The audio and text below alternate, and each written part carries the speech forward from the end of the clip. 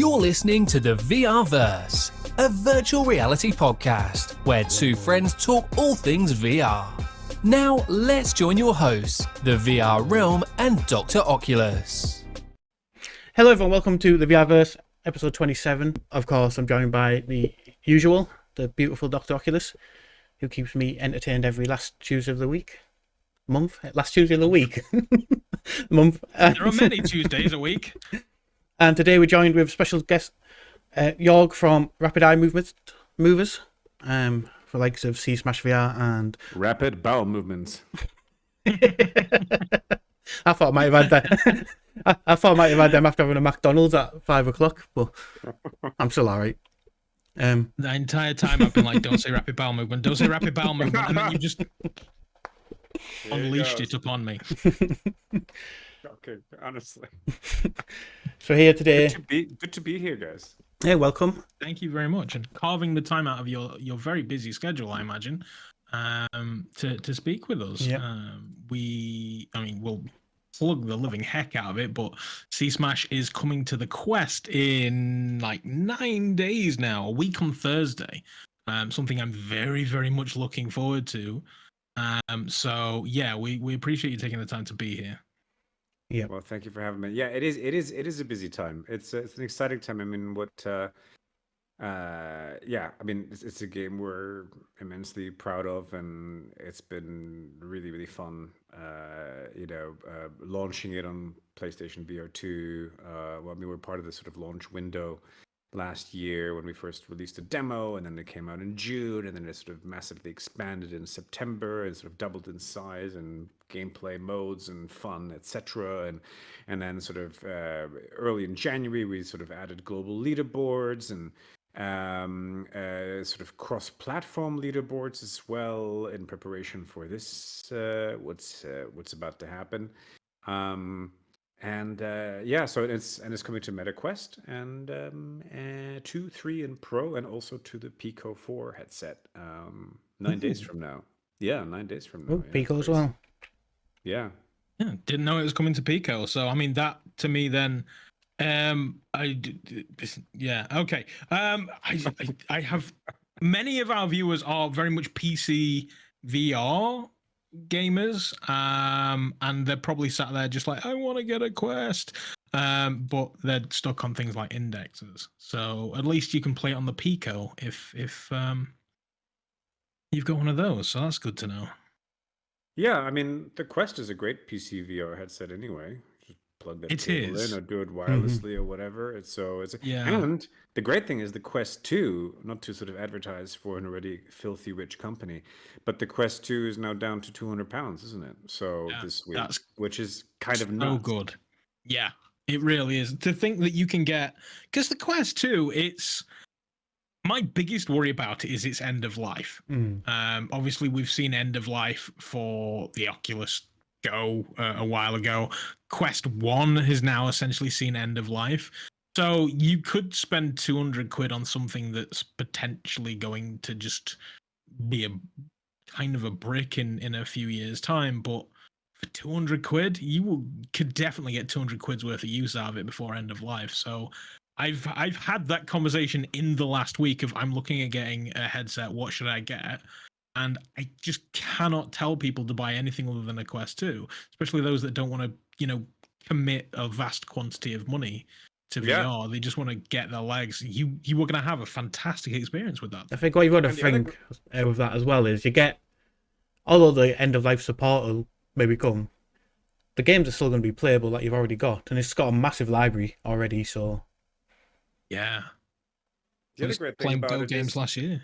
the other great thing I think with the Quest 2 is like for those users that have multiple people in their household or who have a friend or two in real life, which I highly recommend. They're good things to have around real friends.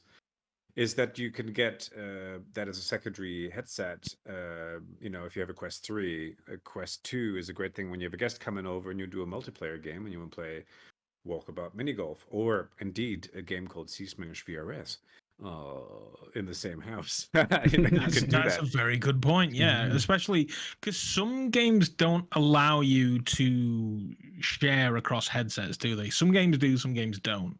So you have to buy the game twice. Yeah, I mean, in that's order highly to- recommended. With C-Smash VRS, I recommend buying it at least twice. It's a Yeah, game that yeah. it's a game that should be bought at least 10 times in order to get maximum value out of it. I mean, for me. Absolutely. Yeah. 10 games, 10 rackets. You'll be going for weeks. Yeah, totally. You should absolutely buy it. You really should. So I'll say this. I was terrified to play the game on the PSVR when it first came out. I've played other games that involve swinging rackets, and I was terrified for my knuckles and controllers. But it turns out that you can play that game just perfectly stationary. I've literally just planted my feet, and that's all you need to do. You don't need a big space. When we got chatting at WASD, when was that, September or was it April? Did they do 2 a year? They do 2 year. The first one was like, I think March or April last year, and that's when PlayStation had a VR2 booth there. And then they had another one in September, I believe, and that's where we met. Yes. I was like, I couldn't. Yeah, it was. So it was September. I was thinking it was not April. It couldn't have been April. It was in September. So yeah, I got chatting to you there, and that's as soon as I realized that I could play the game stationary, I was like, My neighbours, I'm in. My neighbours decided to do housework again at this time on the last Tuesday of every month. Perfect. That's perfect. Yeah. This is exactly the right time to do it. But the other thing is you don't even have to have your feet planted on the ground, because you can also play it seated. We've also built in. You can also use your controller to bludgeon your neighbor. No, but sorry. I was just getting violent thoughts. But the the police is going to come here in a second. Inciting hate crimes on this VR podcast. But I'm sure your neighbor's lovely, and the home improvement will be great, and you'll soon be invited for dinner, and yeah, you get to admire the whole new decor. Yes, please send pictures. But you can play it seated. You can play it one-handed as well. So we've added a new one-handed option for people who it was actually at WASD and also at EGX. It was an amazing time because we had queues sometimes of like 50 people at EGX lining up to play the game, which was insane. It was really fun. It was like, we've got bigger queues than you AAA people. And it'd be great to talk about that, because there's something really exciting about VR that somehow, like the big platforms, mainly haven't really quite understood, is that VR is a spectator sport. It's a show. It's entertainment, and there's certain games that are really fucking fun to watch. Like a game where you're climbing up a virtual wall that's not actually moving looks a bit naff. It looks like you're sort of milking a giant cow. But it's true. It really. I mean, there are so many different. Like, you can watch somebody in VR, and without context as to what they are doing, yes, sir, they can really look questionable. Like, it's good. Yeah, it's brilliant. Yes, but it doesn't look cool. Let's face it. No, right? Yeah, it's impossible to make it look cool. Like, even Spielberg couldn't do it. No. But I was just, but the milking the giant cow, for instance, in Horizon, I just imagine just milk dripping down their faces. Dinosaur milk. Like I remember my first experience trying VR at a convention, and that was at EGX in 2017, I think. And I went early on. As soon as you walked in, there was a thing called VR Theatre, where you basically got to act out a scene. So I acted out a scene for Macbeth. They gave me the character. I had to lie down on the floor and put the controller in the space and stuff. It was on a Vive. And then when I took the headset off, I just had this crowd watching me, and I was like, Oh God, they've just been watching me just like laying down on the floor and tending to sword fight and stuff. But that's great though, because like that's lovely because it puts you into a performative state that is joyful. It's like I was watching this. I think was it Arsenal. I'm not quite sure which team it was, to be fair. On I think it was on TikTok or Instagram, and I was sent the link yesterday. And it was a couple of players playing a sort of plank game in VR. I don't know which one it was, and one of the players, I think they're speaking Portuguese to each other, and one of the players was just sort of like he's completely afraid of heights, and it was absolutely delightful to watch him go like no no no, and this guy is a badass like football player, like one of the best I imagine. I'm not a football like it's not that I'm not a fan, but I don't follow it. And there he was just crawling. At some point, he was crawling on the plank. He thought that he would be able to overcome his fear that way, and it was just, and it was gorgeous, and loved it. It was also really fun to see that dynamic between those two, mega athletes. Just be like, "Yo, bro, you're such an idiot," and then I was like, "No, I'm scared," and he wasn't performing. He was genuinely terrified, but. With here, I mean, like with Sea Smash, for instance, this Saturday will be at the here in Alexandra Palace at the squash championships, which of course it would be great if I actually knew what the exact title and name of this championship was. We're working with a professional squash association with the PSA on this, which is amazing, and I'm about to, as I'm babbling and killing time by sort of waffling about, I'm about to tell you where it actually is, and it's going to be indeed the London Squash Classic at Alexandra Palace, and it's going to be the squash players in the world competing there on Saturday, and our game will be demoed there with a special level that we've created, especially with Wolf and Wood, our wonderful partners in crime on this project. A special new mode, which will come to the game as well eventually as a free update, and where basically in a specific set amount of time you have to smash a set amount of blocks.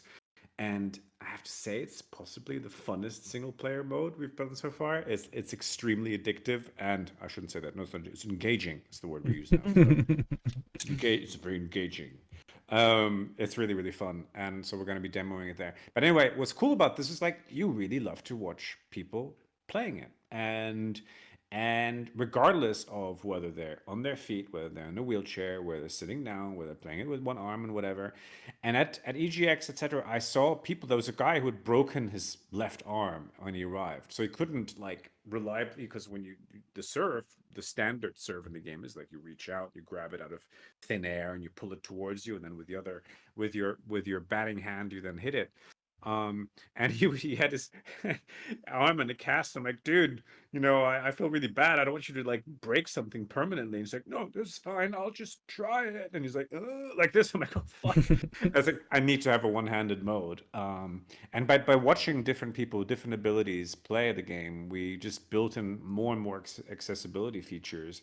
And so indeed, regardless of how large your home size or whatever your physical makeup might be, and whatever your mood, you can play this game and also beautifully compete on the same level against people who are jumping about, because there's a crouch button in there, for instance. If either you have weak knees or you're playing it seated indeed, and you want to dip your hand through the couch or whatever, then that's also supported. So anyway, yeah.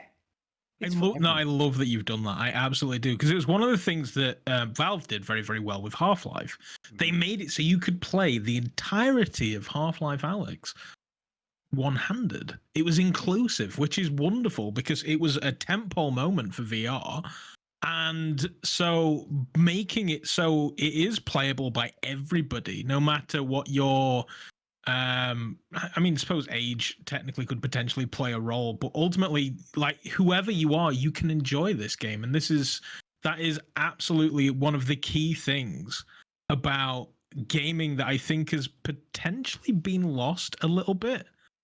In that it can be quite exclusionary at times. It can push people out for many different reasons.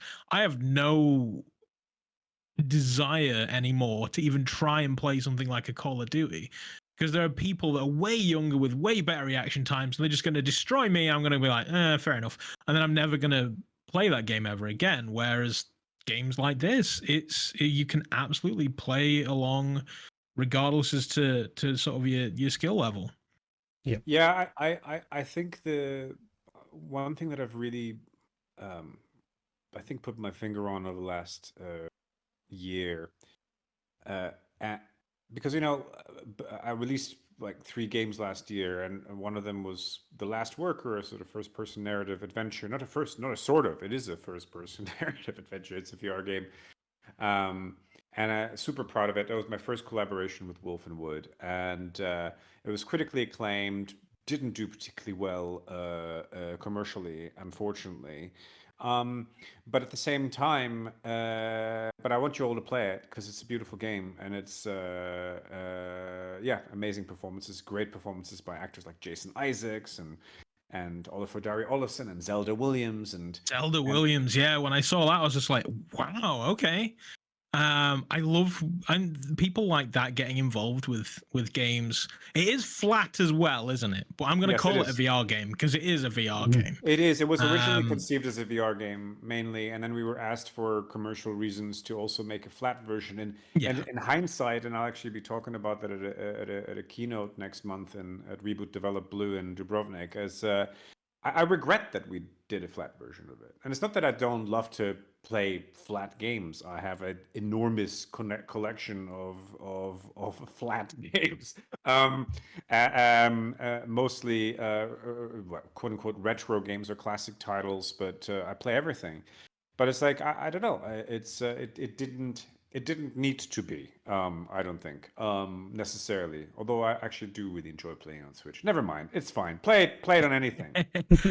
Play it. That's the big thing. Yeah, the Microsoft approach of just play the game. I don't care where you play it, I suppose. But it's I can understand the need to diversify. Yeah, for sure. But it's like there's a mod to play Half-Life Alyx without VR. I feel sorry for anybody that actually tries that because you're missing out on so much.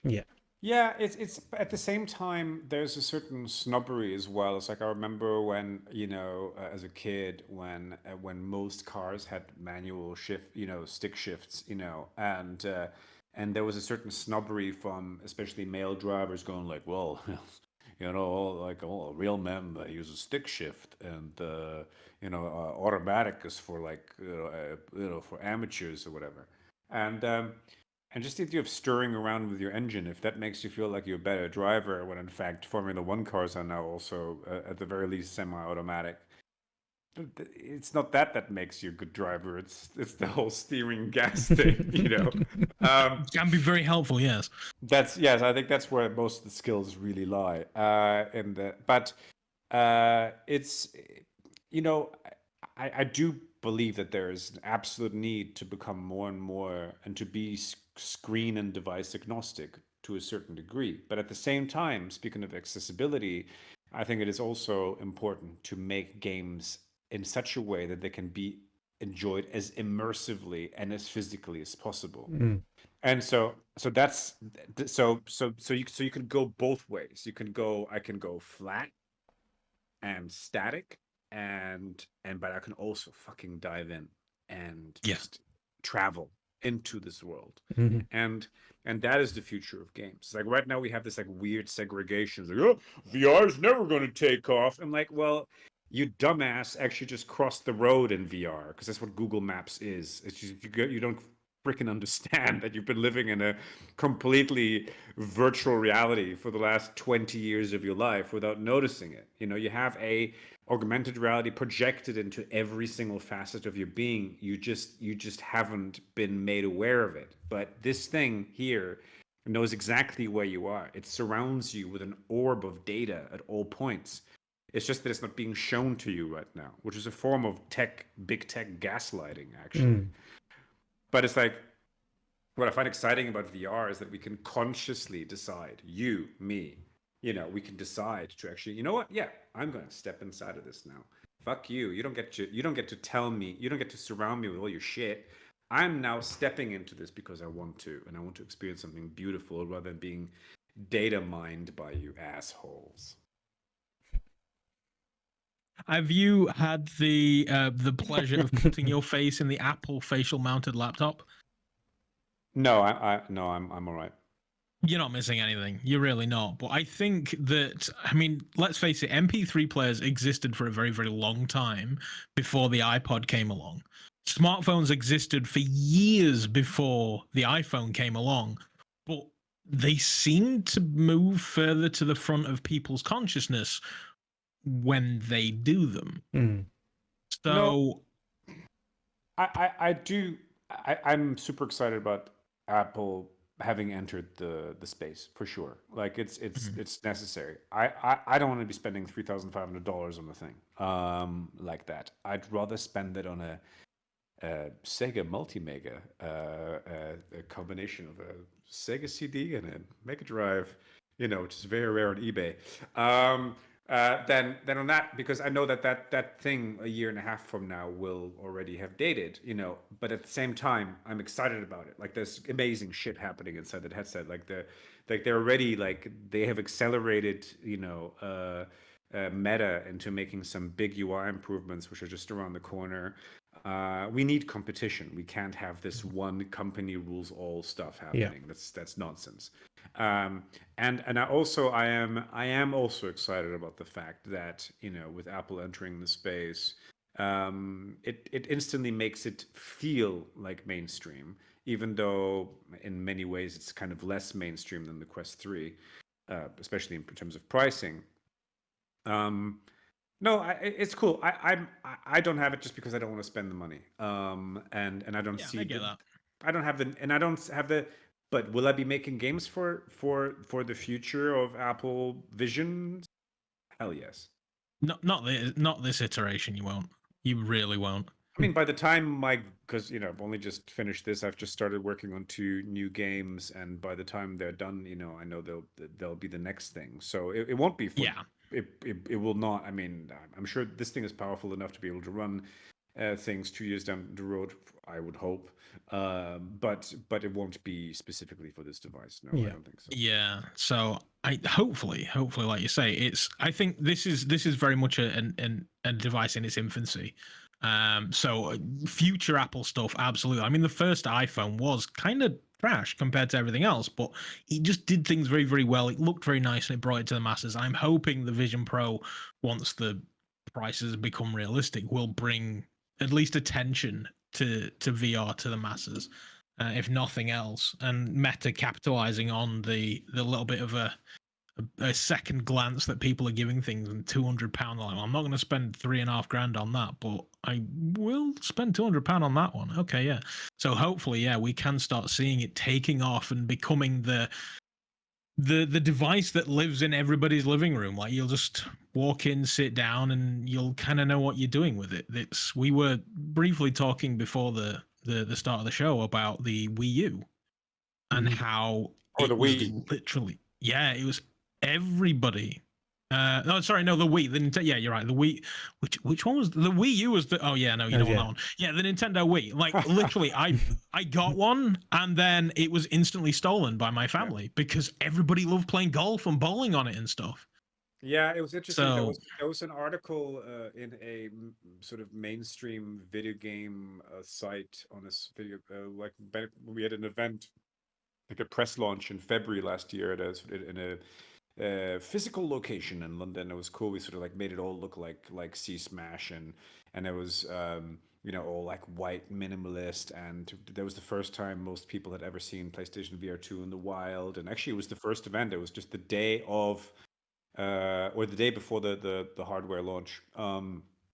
And it was a great event. And then and in this particular mainstream site, the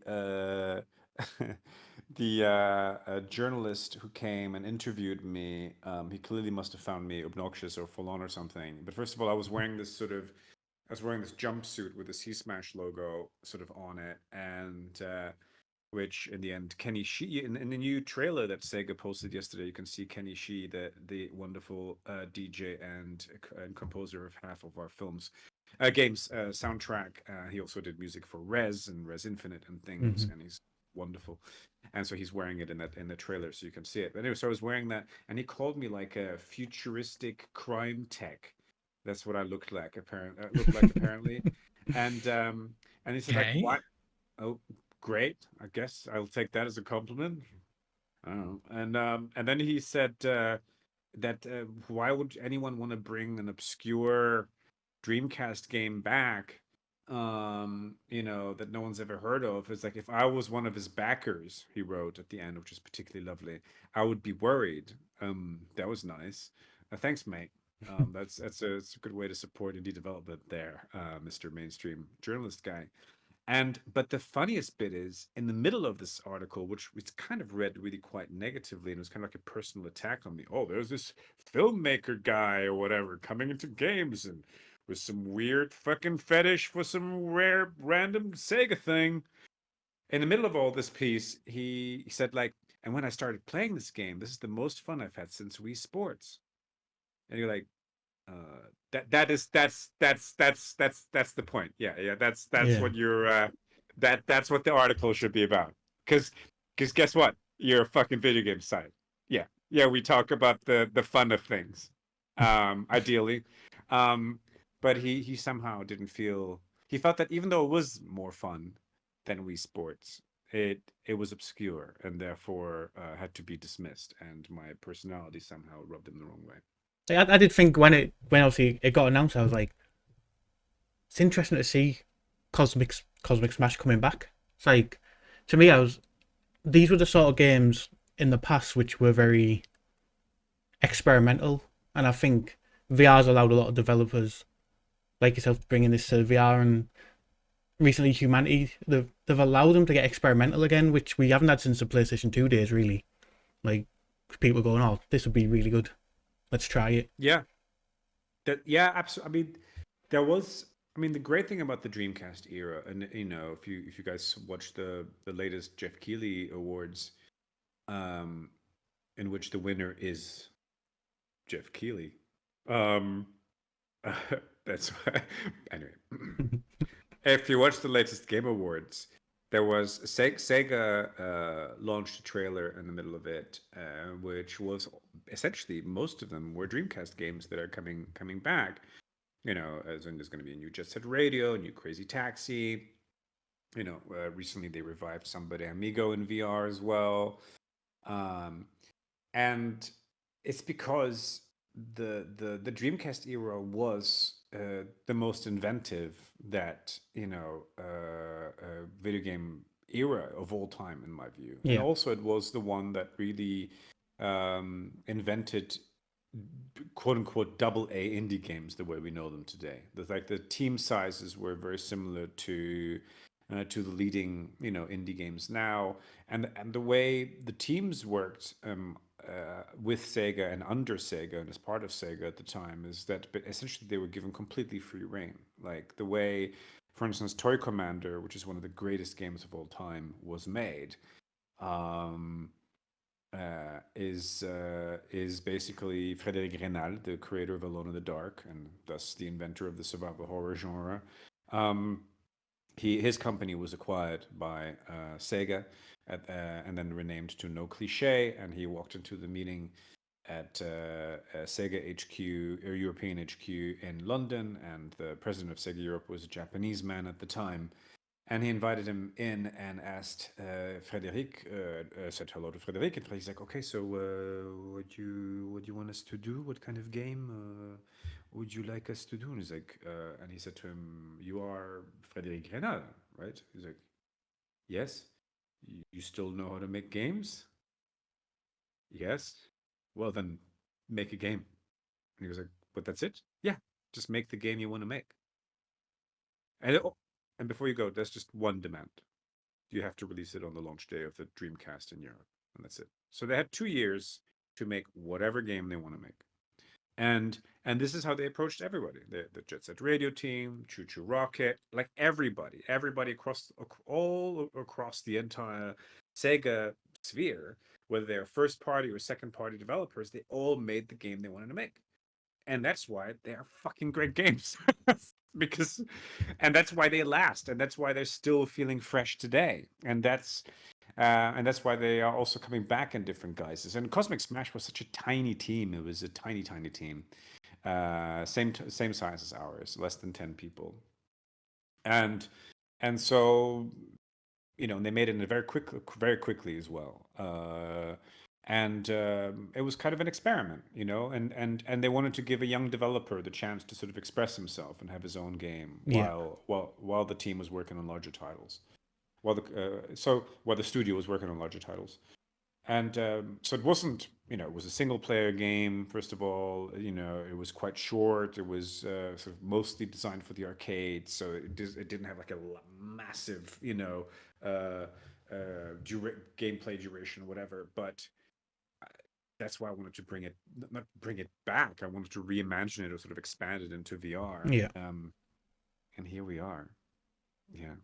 I always found like I was always a Sega person until obviously they stopped with the Dreamcast, but the Dreamcast, like just in general, was well ahead of its time, and that's what made it fail. Like it had the online connection, and it just seemed like they weren't appreciated at the time for what they were doing with that one. Yeah, they were ahead of the time. The security on the Dreamcast was non-existent. I think you could literally just rip a disc, burn it, and it'll work. Pretty much. I think maybe the potentially helped it because people were like, all right, I'll get a Dreamcast because I never have to pay for a game again. Or maybe a little bit led to its demise. I don't know. Piracy's a weird thing. But the Saturn really hurt Sega because it was expensive at launch. It was like $100 more than the PlayStation. Mm-hmm. And PlayStation really undercut it. They surprised everyone with like, and we're gonna be $100 less. Bye. And then so that really stuck with it. Even though Sega then followed suit, a month later, it was too late. Like everyone just thought it was the expensive thing that can only do 2D games, and that was rubbish because Saturn had incredible titles in it. And Sega Rally is still one of the greatest things ever made, and this is the game I've sunk the most time into in my life, is Sega Rally for sure. Interesting fact: the director of Sega Rally, was Kenji Sasaki, and a man called Kenji Sasaki, and the producer of it was Tetsuya Mizuguchi. So Tetsuya Mizuguchi later on went on to make Rez and Space Channel 5 and Tetris Effect, and and now also published and produced Humanity. And Kenji Sasaki, who previously had been the art director on Ridge Racer, and then worked on games like the Star Wars trilogy arcade games for in the arcades with Sega. He did this crazy sort of massive spaceship title in which he directed Michael Jackson and this like spaceship thing in the arcades, and they only made like 5 of them worldwide, and so he directed him in that. And Michael was like, "I love you, turn left, I love you, go." Spaceship's coming. So that was that one, and my head went to a very dark place. Anyway, it was cool. Yeah, he then appeared in Space Channel 5 as well. It was a really interesting time. Michael Jackson also did the music for Sonic 3. You know that, right? Oh, no, I didn't know that. What? Yep. You did. Google it. Learn something new. I'm definitely going to do that. Remind me, somebody like make a to-do list and remind me to Google that later. Or do you have like sort of followers that sort of do your groceries for you as well? Yeah, we do. Yeah. Oh, yeah.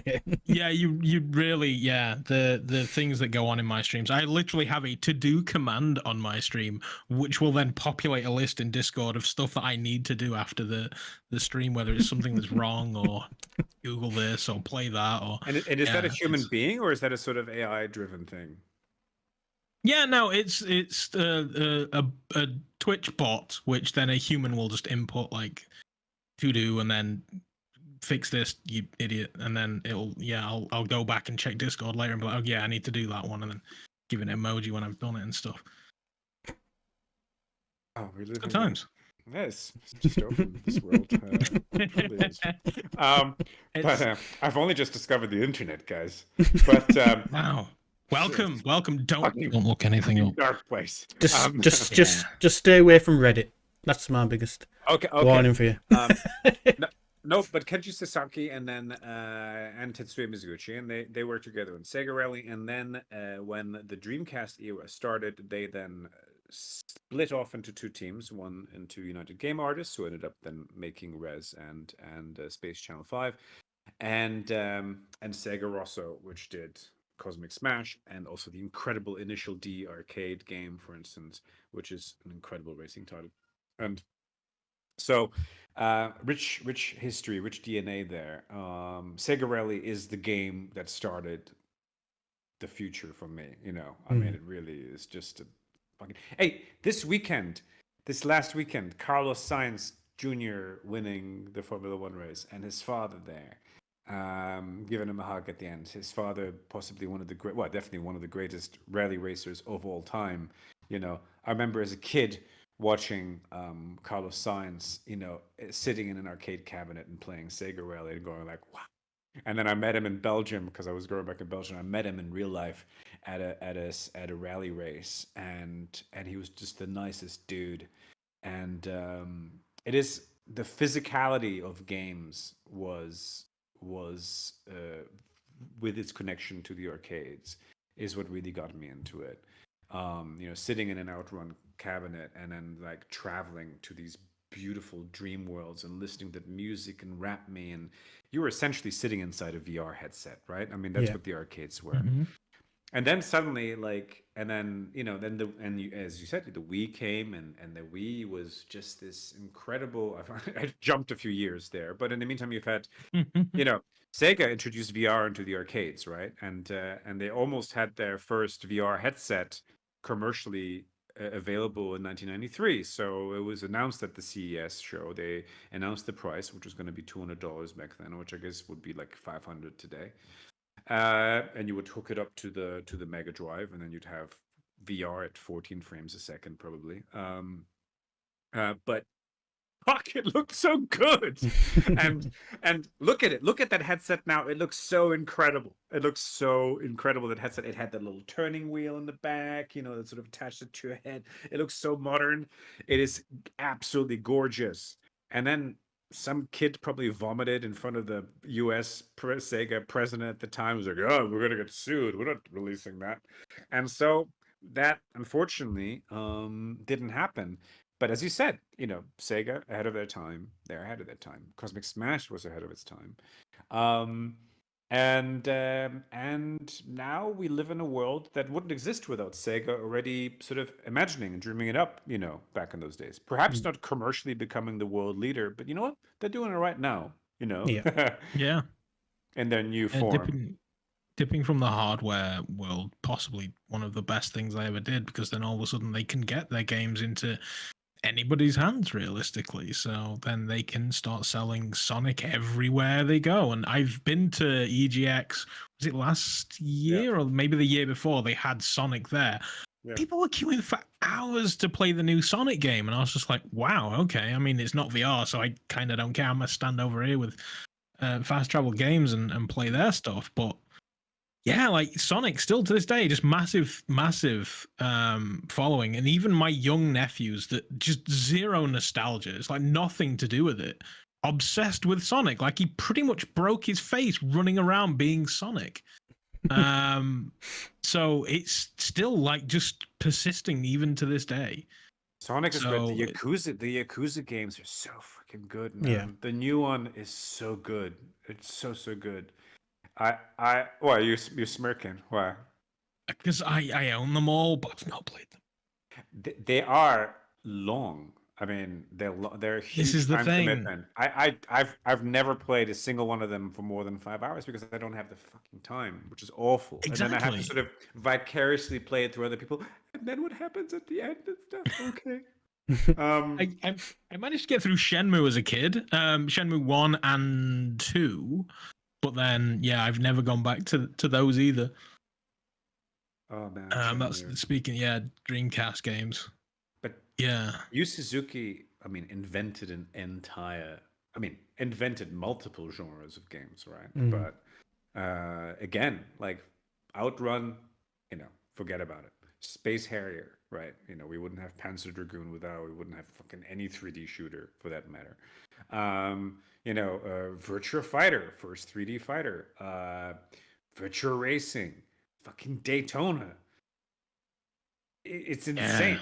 The guy who he trained up in Daytona then made Super Monkey Ball, and then that guy ended up doing the Yakuza games and heading up RGG, and the Yakuza games would of course only exist. It wouldn't exist without Shenmue, because Shenmue invented that whole style of game. The idea of actually walking into an arcade as well and then playing the arcade classics within an open world game, and then having this, being able to do anything within it and having mini games inside of it and all that kind of stuff. It was just fucking immense. Like Grand Theft Auto wouldn't exist without it. Damn it. It's like the ingenuity that has come out of Sega over the years and continues actually to come out of them, because I know that they bring some pretty cool stuff. I love that fucking company. I really do. Like you already mentioned, they seem to be bringing like the more obscure titles to virtual reality. Like, I'm just, every time I play, when I play Sam D'Amigo, when I played Sea Smash, I'm like, just please give us a House of the Dead. Like, you don't need a light gun anymore. We've got the controllers. Like, just give us a House of the Dead in VR, please. It would work. But then again, there's that new Time Crisis-y game that came out a few months back, right? What was that one called? Agent. I can't remember what it was called, but that came out on the Quest, which is pretty much basically like a Time Crisis cabinet. Definitely the place. Undercover sounds about right. Thanks. GWT, I'm going to call you. Undercover came out on Quest, and it's exactly what you want it to be. It's basically, it's not all right. It's not House of the Dead, but it's basically as close as you can get to Time Crisis without stepping on legal toes. Well, basically, the gun's like a pixelated G-Con gun, isn't it? When you actually look at it. That was where, because I absolutely destroyed the light gun of my friend's Dreamcast. He was like, I'm not playing this thing. You take my Dreamcast. Go ahead. Go nuts. You've got a CD writer. If you can get the games, go nuts. Back then it was dial-up, so I certainly wasn't downloading anything. But yeah, playing House of the Dead on his Dreamcast, I absolutely destroyed his gun because I just ran that game into the ground. That and Code Veronica, I would just wake up and play those games. But you know what's even better? Typing of the Dead. Oh, I suck at typing though. I really do. I did try that. Oh, but there was a whole like tutorial mode in there where you learn how to fast type. So it was incredible. You could actually, people have learned, an entire generation of people has learned how to type with Typing of the Dead, because it had they worked with a specialist of fast typing or whatever. And there's a whole tutorial mode in which you get to shoot zombies by typing things using the methodology of actually quickly memorizing these things. It was amazing. That game was so cool. So basically, for those who youngins here who don't know what we're talking about, Typing of the Dead was House of the Dead, so like adapted for keyboard play, and suddenly you see the sort of heroes in the game walking around with these backpacks, which actually have a Dreamcast strapped to their backs. I remember that, and they have this keyboard with a sort of back strap that's sort of like, it's almost as if they're carrying a tray, and the walker is like, "Come on, let's fight them!" And it's like, and then the baddie goes like, "Dogs of the AMS, time they made a move." Remember that line? The guy who sends it was the worst voiceover and translation job of all time, which made it cult classic. But in House of the Dead, he goes, "Dogs of the AMS, time they made a move." I was like, The fuck does that mean? I don't know. But play it. It's great. Watch some replays of the original House of the Dead. It's incredible. And so you would have words come up on screen as the monster's coming towards you, and you have to type the words. The letters disappear as you type them. If you make mistakes, then the letters get crossed through, and then you don't make the word, and if you don't make the word, the zombie eats your face. So you just have to type faster and faster and faster. It's so good. It's so good. It's so much fun. So good. I'm gonna look at I've got a very similar game. I can't remember what it's called. Not Necro Typer. Oh yes. I know which one you mean. I bought it. Yeah, I have that. And like I say, I found out just how much I suck at typing. Like my work at work, like if I didn't have a spell checker, you'd probably just get 0 cents out of me. People that talk to me in a text basis probably have like to learn an entire new language that only I have created, because you just the words that come out will be just gibberish. I'm like that with first-person shooters. Like I'm dyslexic at holding a gun in games and shooting people in the face. I can't do it. I used to be able to do it, but I don't think I want to do it anymore. So I suck at it now. Yeah, GoldenEye, I once again just days and days, more than days, just so much of my time sunk into GoldenEye. That era of shooters, absolutely fine. Plenty of Halo in my past, but modern times, not so much. Not so. I don't mind VR story based shooters, but you'll not. I don't want to be in Pop One or Ghosts of Tabor or anything like that. It's just, like you say, it's just not me. I'm just gonna get destroyed and just be like, oh well, fair enough, and then go and play like the Sea Smash or Last Work or something. It might it might be quite a shock, but I've just fell out of love with VR shooters like recently. I don't play. Really? Yeah, and I used to be like. You just spent like a month playing Foglands. Yeah, but it's not really like an online, like the online side, if you know what I mean. Yes. Yeah. You stand out. You used to play standout battle royale and things like that a lot. Yeah. Whereas not anymore. No, I haven't really played one properly since Pop 1 first released. So it was probably the last time I played one like properly. Maybe Pop 1 killed it for me. Maybe Pop 1 just killed shooters for me. Yeah, I just don't. I feel like we've spent the last 20 odd years doing that, and it's like, and how much nutritional value is there really in shooting people in the face anymore? It's like, I mean, that concept kind of sucks in real life now. It's not particularly delightful. I don't like it. It's a bummer, and I mean, I also. It's interesting. I had this thought earlier, like I on Twitter or X or whatever. I tweeted this quote by the former Nintendo president and the grandson of the founders of Nintendo, actually. And I put this tweet up, and it read like this. Hiroshi Yamauchi. He said in 2001. He said in an interview in a Japanese trade paper he wrote. He said, "We've forgotten we're supposed to be making games, not movies. As a result, game development is turning into a circus, costs are skyrocketing, users get bored faster than ever, and the development of truly new games, new ways of having fun, has all but stopped," he said. I tweeted this quote this morning with Yamauchi-san's face on it. He's sadly no longer with us. He actually passed away a year after saying this.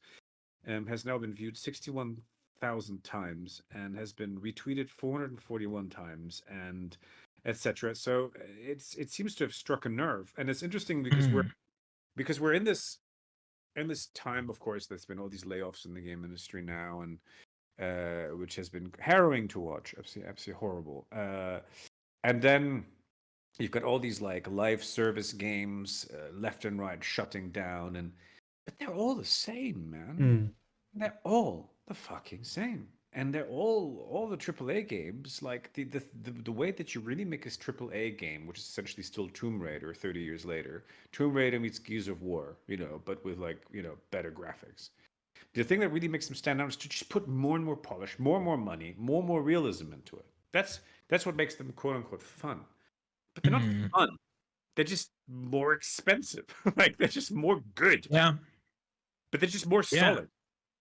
Well, and the thing is, I think this is where indie is going to save the world, because you have games like Grand Theft Auto 6 where people are literally just like paying millions of billions to make these games, and then you have a game that's like Puzzling Places, which is incredibly, it's taking just pictures, 3D pictures of the world, and turning them into jigsaw puzzles, and you can have tremendous success. I mean, look at Beat Saber. Beat Saber, if you describe Beat Saber to somebody, it is slashing moving blocks to music. And it sounds boring as hell, but it can make you feel in a way that's kind of just different to your Grand Theft Auto. I can be a little bit terrified playing Grand Theft Auto. I'm going to get nuked by a child that's either modded or hacked or bought their way to victory.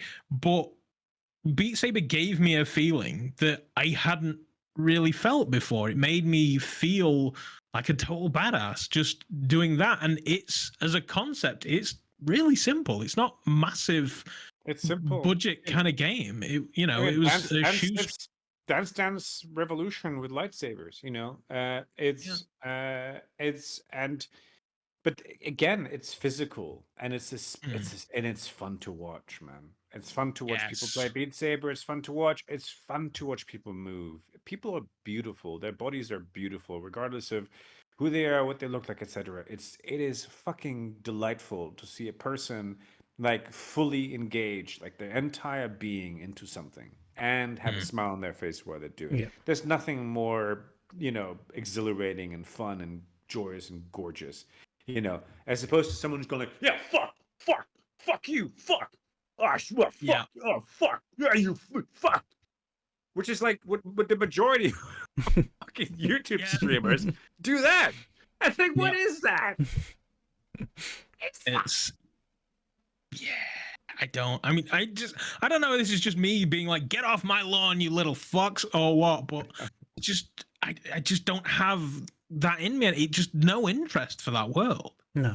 I get it. It's just I get why people do it, sure, and we all have this sort of killer in us and blah blah blah, and sure as hell it's a big ass business, I get it, but most people will admit that if only they could have access to humans around them and want to dance and feel good and have a smile on their face, they'd be happier people. I mean, they just would be.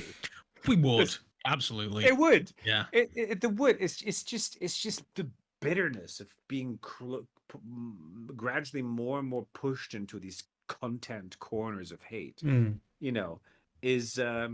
Is sad. It's like, but at the same time, Microsoft has just legitimized this by acquiring the charming Bobby Kotick's Activision for $69 billion. And therefore showing the world that, indeed, shooting people in the face games are the most fun anyone can have. And it sent a very strange signal. Well, at the same time, then, of course, leading to 2,000 layoffs at Microsoft. And, months later, even though they post billions in profit, a few months before that, they announced a massive sort of deal with the Pentagon in which they fucking billions and billions of dollars worth of AR headsets, of HoloLenses, custom made for the military, which is kind of sad because, it'd be amazing if Microsoft were involved in VR games, but they'd rather make AR for killing. And so there's this very strange association there between these tech companies and software giants that have entered hardware now, versus the Segas and the Nintendos who started out as physical companies, as physical game companies, right? So Nintendo started by making game cards in 1889. They made playable cards, 1889, in Kyoto, and Yamauchi's grandfather who founded it. And And then and Sega started by making pachinko games, and like slot, based sort of like physical games with balls rolling around and stuff. There were physical arcade machines, and they then moved into software. So they understood how to actually make people feel the physical joy of play. Like they understood to make people move, like to make people feel, to make people touch, to make people spend time with another being in the same room. That's the essence of play.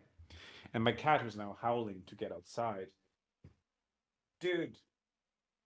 If you need to go on cat maintenance, it's totally fine, man. It's absolutely fine. He might need access to his litter box. One sec. No problem. Yeah. It is incredibly. It's the way gaming is going. Yeah. Yes. As if on command. But the thing about cats is, and I've understood this over the last few months, is that dance is incredible. It seems like universal, or music seems to have a universal appeal to people. Although you might be listening to like $100 bills, and Beat Saber and go like, that's kind of naff. But you still enjoy the fact that you can move your butt to it. But it is still a interhuman language, music. Your dog might not hear or respond to it at all. It might have a parrot bob its head to it, but most animals will be indifferent to music. But the one thing that animals aren't indifferent to is play. Like they will respond to gameplay. Like you can play with your cat. You can find ways to engage with it in a playful manner, and the cat will see that as your form of communication. Yeah, you can talk to your cat, whatever. Oh, I think he understands what I'm saying. Whatever. But the cat doesn't even give a shit about language. The cat gives a fuck about play. And it's the same with toddlers, with babies, with your plant, the way you turn it towards the light, with the way you water it, with the way you sort of. That's why we have Tamagotchi. That's why we've turned that into a game, because it is a game. It's action, reaction. Oh my god, and this happens. And if I do this, then that, and whatever. But how about that? That's play. And I love that. And it's so incredibly complex. And at the same time, it's so simple. And yet we've had companies like Activision who've reduced this idea into like, kill or fucking be killed. And you're like, come on. Like this is, we're so much better than this. It's so much more delightful, the shit you can do. Yeah. And so Yamauchi understood this. The game industry is full of incredibly talented people. As you said, indies are will save us. But it's not even indies. It's just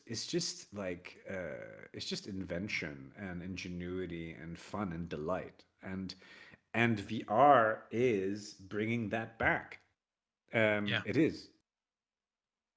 It is absolutely. I definitely think indie is the way for VR, because you get the likes of Ubisoft delving their feet in with, let's bring Assassin's Creed, let's bring Medal of Honor, but you're sort of like, we're doing the same stuff we're doing in your flat screen games, like just it's more VR. It's like flick your wrist to get the thing out. They don't change they don't change the former enough, but then they complain that our sales weren't good enough, and you're like, well, because people who are playing VR sort of step away from a flat screen game, and you're just treating it like a flat screen game but putting it in VR. Like, do something special with it. And I think what would have saved it is AI generated dialogue. I think if they'd put some more of that in there. Sorry, they tweeted the other day that they have this new AI NPC generation. Oh, I saw that thing. Yeah, that's going to be an interesting conversation. That would have made the game so much better. Yeah, definitely. No, it is. It is what it is, guys. It's like we're dealing. We are at the same exact point in history, in the game's history right now, as the film industry was in the 60s.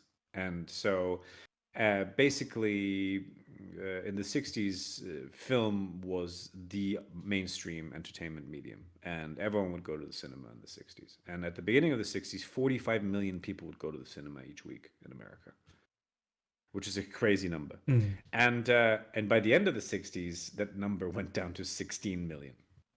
This is how quickly it dipped. Imagine that's down to the fact that you were getting something that you couldn't get anywhere. You were getting an experience by going to the cinema, and then by the time everybody's got a TV and a VCR, and you can just watch a film on demand, you don't have to wait for that special sort of screening or something. Then people I think can be, and well, no, I can be incredibly lazy, and the thought of if somebody releases a movie streaming and in cinemas at the same time, most of the time I'm just gonna stream it at home.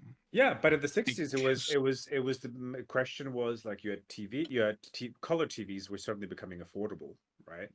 And so people were like, oh, sure, I guess I can watch, this. I can watch the moon landing on TV now. That's cool. Actually, watching the moon landing on TV was far more interesting than anything that was in the movies that year, for sure.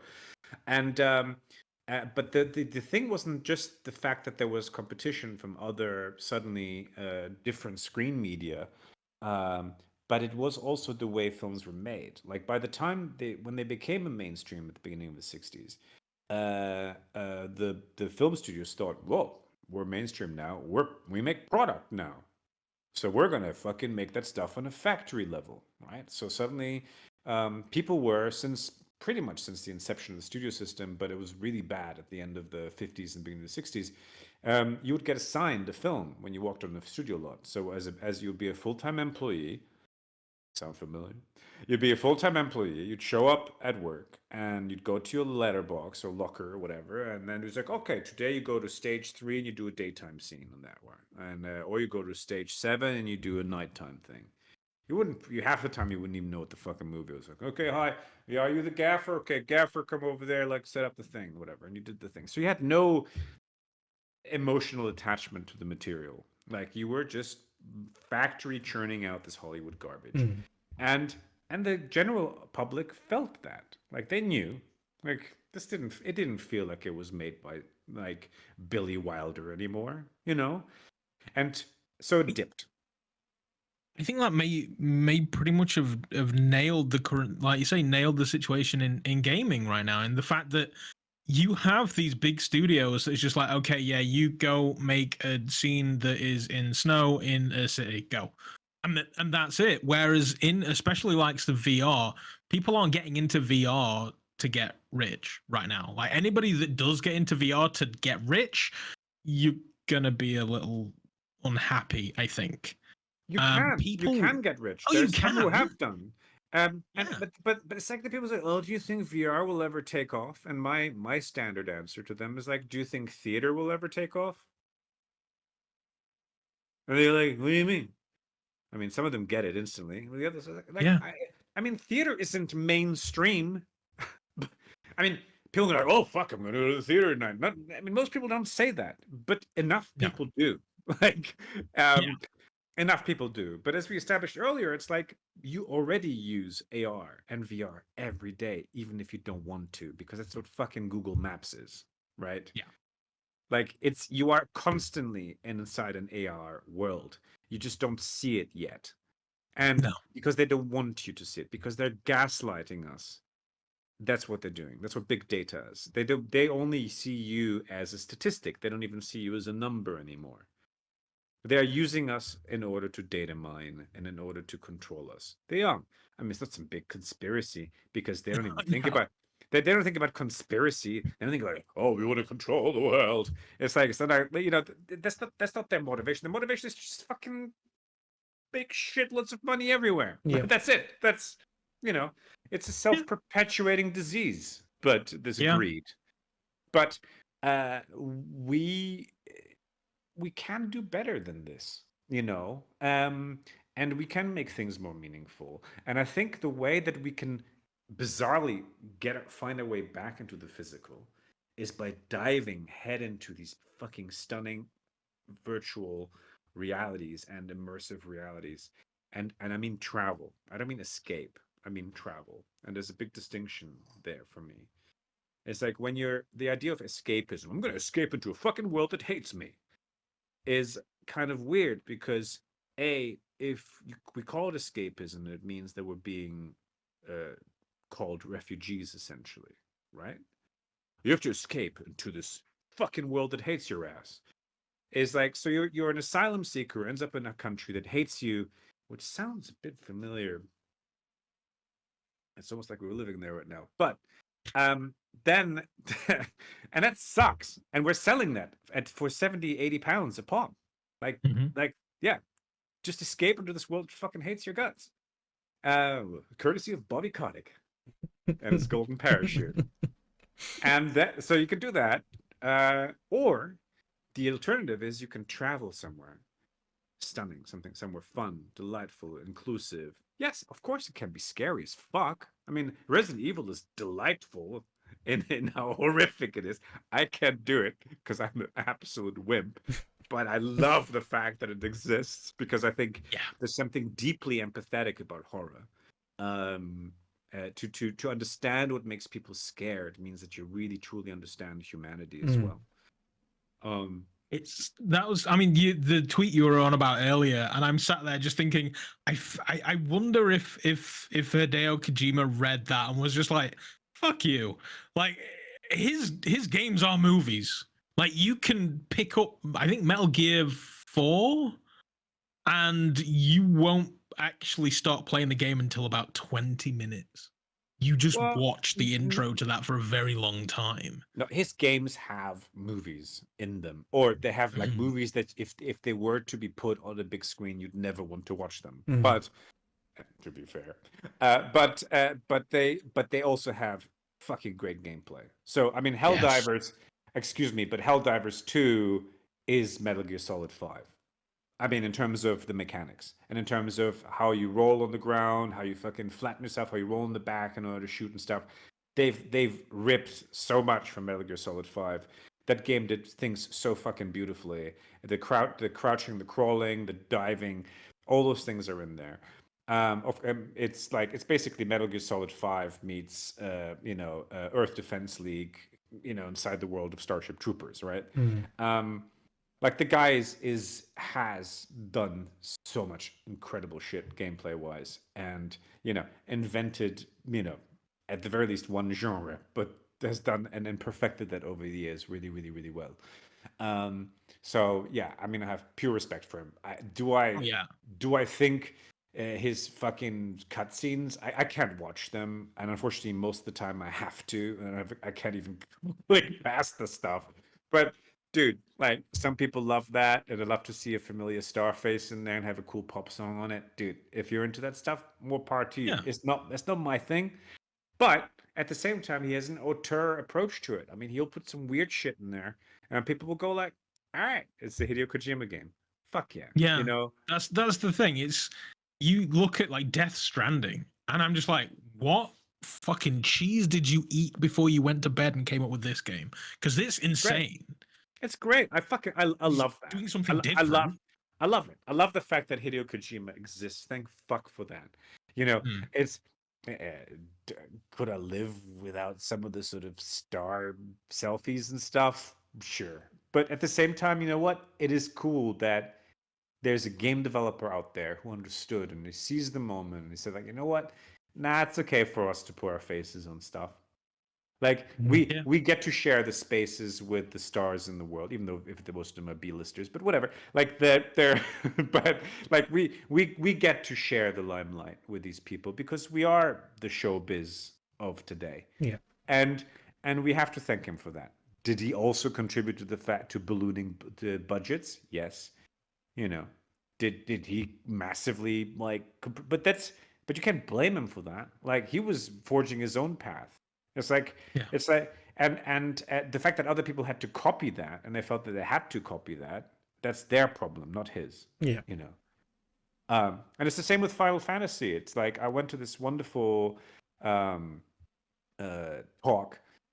by the producer of the Final Fantasy games, also director of Final Fantasy 7 and director of Chrono Trigger. I mean, fucking incredible man. And he was at BAFTA like a month or so ago, and and he was giving a talk about the evolution, Kitase-san, and he was giving this talk about the evolution of Final Fantasy over the years. And it started by him talking about how in 1978, him and his dad went to see Star Wars in Tokyo, the first Star Wars, the fourth, I guess, Star Wars, but the first one, New Hope, which wasn't called a New Hope yet at the time, I don't think. So the first Luke Skywalker movie, and his father and him shared the best moment together ever. Like they were both like little boys together, smiling from ear to ear, watching this incredible spectacle unfold. And 2 weeks later, he was playing, this little boy at the time was playing Space Invaders at home. And his father walked into the room and he saw his son playing these little primitive pixel characters and moving left and right and shooting pew pew these little spaceships and aliens and stuff. And he just had this, and he looked at his dad, and his father just had this face of like disappointment and sort of like befuddlement in his face, and it's like, and he was just so sad because when he was playing Space Invaders, internally he had the same level of excitement that he had felt when he was watching Star Wars. And so this little boy at that point decided that he would dedicate his life to making games so great that one day his father would love them too. And when you take a look at how Final Fantasy has evolved over the years, that makes complete sense. Yeah. Like, here's a dude who had to make the fucking stuff so literal, so, in a way, generic, that eventually that his dad would go like, oh, okay, all right, I get this now, right? That makes sense. And so that's what happened. And interestingly, at the beginning of his talk, he asked us to raise our hands or clap to express which our favorite Star Wars trilogy was. And of course, we all clapped for the original three, the 4, 5, 6, the Luke Skywalker ones. So at the end of the talk, when he had finished the talk and he talked about the Final Fantasy VII remakes now and all the amazing stuff that they're doing and the crazy budgets and the teams of 600 people working on these games that originally were made by 20 and madness. And so there was a Q&A and I raised my hand and I was there with a friend who went like, "Oh, Jörg, what the fuck are you gonna ask now?" I'm like, Don't worry, I'll behave." And I asked him, I said, "Sam, thank you so much for this incredible night and for all the amazing stuff that you've done, all these amazing games you've made, all the dreams you've given us as well over the years." It's interesting because you started your talk by asking us which our favorite Star Wars films were. And of course, we all clapped for the originals, the ones that were made without, special effects. I made with VFX, but not with special effects, but not with VFX at the time, or at least digital VFX. And how that inspired you ultimately to make games mainstream, so your father would love them too. Funnily enough, you never returned to the original Star Wars question again, and so let me ask you this then. Those Star Wars films came out right at the end, after the 60s, where the film studio system had collapsed, where suddenly people stopped going to the cinema. And it was George Lucas and Spielberg and Coppola who completely reinvigorated and reinvented the cinema system. They were suddenly making films independently within the infrastructure or without the infrastructure of Hollywood. And that's what made people flock into the cinemas again. And that's what completely changed cinema into what it is today. Do you think that video games, with their 17,000 layoffs over the last year or so, are going through the same kind of transformation? And do you think that video games have had their Star Wars yet? And he went like, "Totemo omoshiroi desu ne." Really interesting, isn't it? And the whole audience was like, "Oh shit, the master is thinking," And he was just sitting there and thinking for a while. And then he started summarizing his talk again. And it's like, oh, he's gonna go into marketing spiel or some shit, and he's gonna say that, oh, we made the Star Wars of video games, blah blah. But no, he started summarizing his own talk, and he said, "And you are right. I have done everything I can do with Final Fantasy, and now it's time for someone to make the Star Wars of video games." And I was like, all right, thank you very much.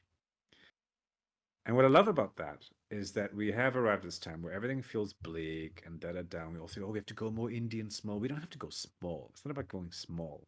It's about being inventive. It's about being delightful. It's about make people dream again. It's about doing stuff that people haven't experienced yet. And that's what we're about to see now. And I think we're about to enter a really fucking exciting time.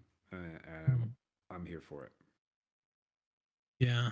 This is what I was going to say about VR. People realistically get into VR, especially at the moment, not to get rich, but just for passion, because they're just like, I want to see that thing. And so they make that game. They make that thing. They think VR would be really good at doing blah blah blah, and they go off and do that. I mean, I'm kind of guessing C Smash for you. Somebody didn't come to you and be like, "Yeah, we want to make C Smash." You had something to do with the last worker. Do you think you can pull it off? That was. I feel like that came from you being like, "I want this game, and I want to see it, and in VR." And it's that kind of thing that's going to push us to the next level, to the Star Wars era of gaming. I think is the passion of these developers that want to see it and make it. I think the thing that has held us back, it's allowed us to get here, but the thing that has been holding us back and is still holding us back, and this will sound really weird, but it is the controller. It is the fucking that tool, that tech tool that ultimately has been hyper specialized, and that has been concocted by people who call themselves quote unquote gamers. Because when you love cinema, which is what most people do, most and everyone will occasionally at least fucking flock into the cinema or go on Netflix to watch Three Body Problem now, or to watch the incredible Dune 2 in the cinema, which I really, really highly recommend to everyone who's listening and watching. It's fucking brilliant. And they'll watch this incredible thing, and they don't call themselves movieers, do they? Like you know, when you read a book and call yourself a booker, yeah, it's fucking stupid. Yeah. So, but the thing is, like, we all have bodies. Like, again, like as we said at the beginning of this, like, you know, different abilities, etc. But we all are in some way physical within this world. Like, and this controller is this thing that forces you to fucking and it's been changed into a gun essentially. And actually, the Yamauchi-san is to pay for that, because for all his vision, he's the one who added the trigger to the joypad with Nintendo 64. It was under his watch that happened. It was tiny still. It was kind of an excuse, like, oh yeah, I mean, those teams, the Rare guys in the UK, you know, they were making that GoldenEye game. It's like, let's give them that little thing so James Bond can go pew pew. That's how that started. And then with each generation of controller, it got bigger and bigger and more prominent, more dominant, and more haptic, and etc. So it's all about the fucking trigger. It's not. It wouldn't be until Power Wash Simulator that finally we were using the fucking thing for something other than killing. Okay, Jet Set Radio. We were doing some graffiti with it. But that's pretty much it. Like, for the rest of it, we're just fucking killing.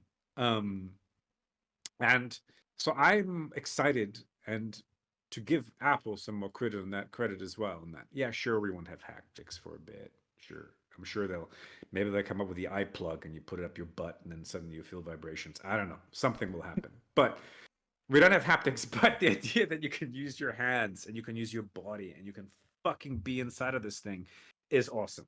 You know, it's essential because it suddenly opens it up to everybody.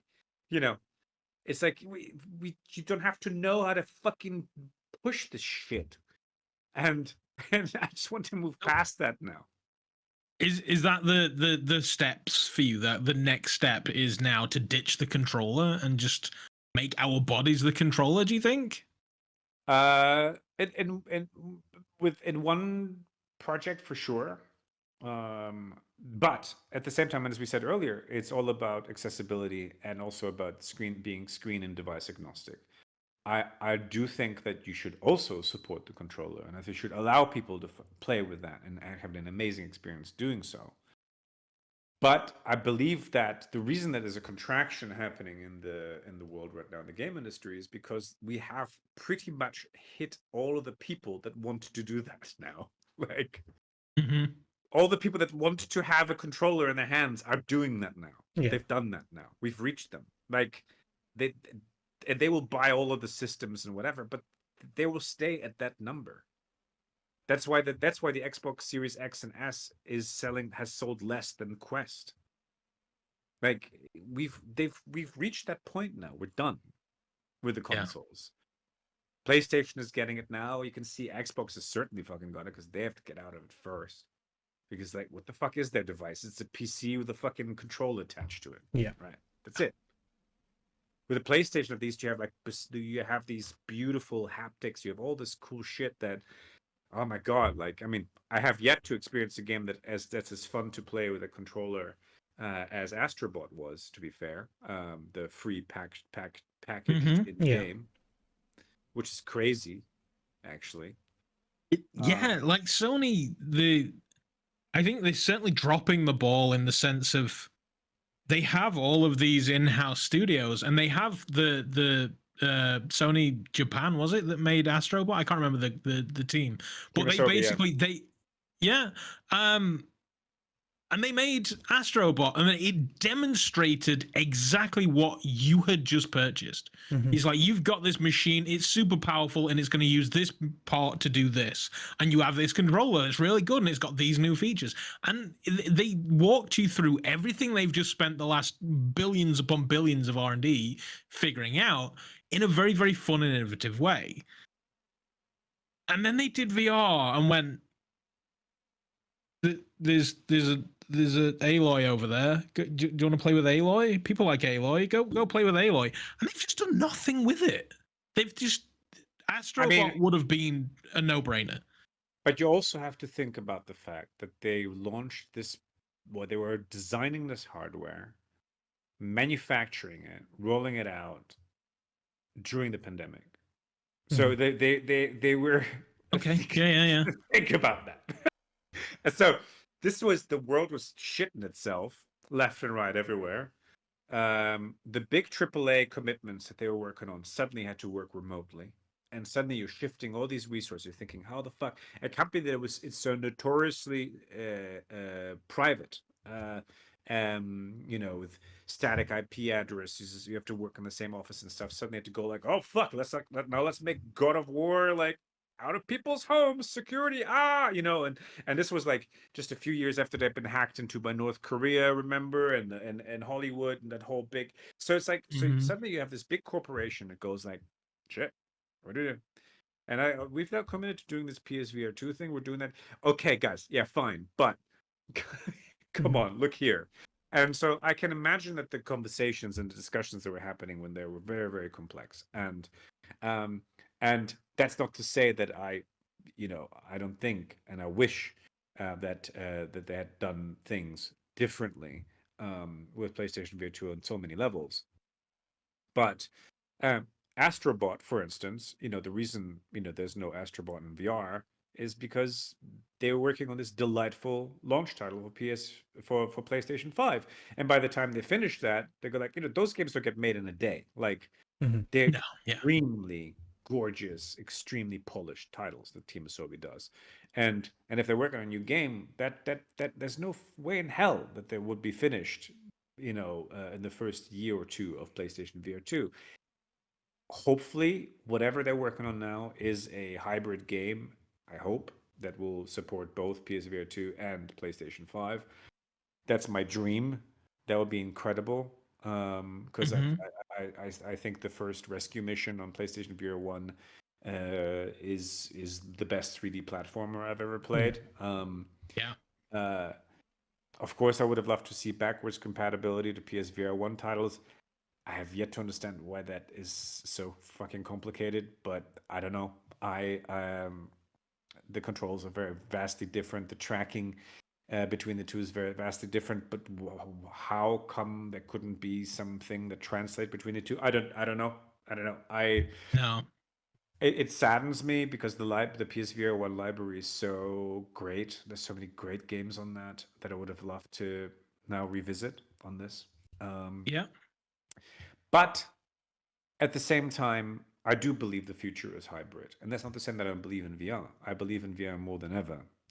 But I do think that we should give people the possibility to dive in and out of these worlds, to travel in and out, to take their PlayStation Portal or their mobile device or whatever, and but to also give people the ability to then be fully physical within those worlds that's the ultimate dream, and that's what we are gradually going to do now. I think in the next couple of years, it will help on a commercial level, but it really, in terms of design level, the idea that we've all been teaching developers of all ilks, of all kinds, that what VR and physical play is, and now that we're going to physicalize all of the world around us, and instead of being controlled by this shit in the background, games are going to become fucking incredible. So we were discussing on the last episode, the first year of PlayStation VR, and we got to the hybrid point. It's like something Sony mentioned. They didn't say it was going to happen. They said they'd like to see this hybrid thing come in. But I think I was saying that it's hard for them to push it to other developers if they aren't doing it themselves. Yes. Why aren't you bothering doing it? Like that's what developers are going to think. Well, you're not bothering doing it, and you're trying to tell us to do it. Like push it to us. Like, why spend the extra cash making a PlayStation VR game when, like, where's the money coming from? It's not free. You can't just turn the VR button on and just make it VR, done. Like, it's going to cost money, and if Sony aren't that's my thing. I just want Sony to just be like, yeah, no, we are. I didn't need Astro Bot on release, but I just want them to be like, no, something's coming. Like, don't worry about it. We're not completely abandoning this headset, which a lot of the news lately seems a bit like they are. Like, they're almost like, yeah, we're just going to make it work on PC, then go play your games over there. Because I don't know. I don't know. I have to say that from my point of view, I'm extremely grateful to them because they've given us an incredible launch platform for C-Smash. They've given us an incredible head start on this game that's about to come to MetaQuest 2, 3, and Pro and Pico 4 headsets. The PlayStation 5 to me is still the best modern day console. It's also my media hub. It's my Blu-ray player. It's my it's my beautiful HDR, 4K, etc. Netflix and everything else device. It's backwards compatible with PlayStation 4 with the ability also with the various PlayStation Plus subscriptions to play Eco and other classics on there. Hell yeah. I mean, it is a great fucking system. And yeah, I wish the PlayStation VR 2 wasn't more expensive than the base console, and that is a psychological hurdle that most people can't overcome. Because if you connect something via cable, it's a de facto accessory, and even though it isn't, it's in so many ways its own device, but it feels like one because you attach it to it. And if the attachment costs more than the thing itself, then it's too expensive. And I think that's a problem. It should have been $300, right? Yeah, but then at the same time, I've said this many times, and I will happily say it again: the PSVR 2 is the best VR headset that I own. But it doesn't matter because you're a specialist. Like, people aren't. It doesn't. Your shit, but that doesn't matter. It's like saying, like, well, listen, if you knew how good a Ferrari is, you'd buy one too. It's like, yeah, sure, but yeah, I don't have the fucking cash, so fuck you. But it's like, yeah, sure, it's a better car, it's better engineered, it drives faster, has better acceleration, blah blah blah. But it's like, most people won't buy the GTI Golf. They'll buy the No. standard fucking R model or whatever it's called because it's fucking affordable, right? And Yeah. They're gonna buy the and- Quest, not the PS5 and the Yes. PSVR. they might buy the fucking heated seats though, because at least their butt will be warm. But right, because comfort also matters, and that's the thing that is lacking in VR still, to a certain degree. So Yeah. people will rather go for comfort and pay a higher price for that than for like the best performance in the world and shit. People don't give a fuck about performance. Like No. if they did, they wouldn't be buying Switches.